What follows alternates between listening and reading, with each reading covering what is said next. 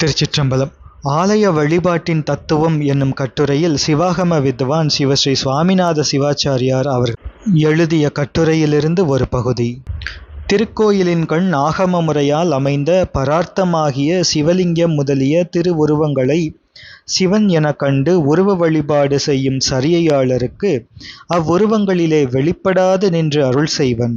திருவுருவங்களை ஆன்மார்த்தமாக எழுந்தருளச் செய்து மந்திர வடிவம் கூட்டி அத்வாமூர்த்தியாய்க் கொண்டு உருவாருவ வழிபாடு செய்யும் கிரியையாளருக்கு திருக்கோயிலில் காணும் திருவுருவங்களில் மந்திர வடிவாய் நின்று அருள் செய்வன்.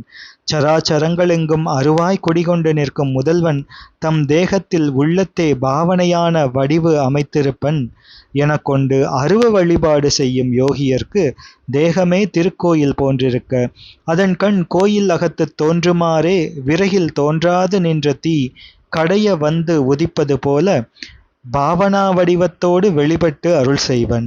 மெய்யன்பு கூடி அறிவு மாத்திரையான் அருளுருவில் வணங்கும் ஞானியர்க்கு மேம்பாடுற்ற கறவை பசுவின் உடலெங்கும் செறிந்திருந்தும் வெளிக்காண முடியாதிருக்கும் பாலானது காம்பின் வழியாக விம்மி பொழிவது போல கருணையின் வெளிப்பட்டு தோன்றி அருள் செய்வன்.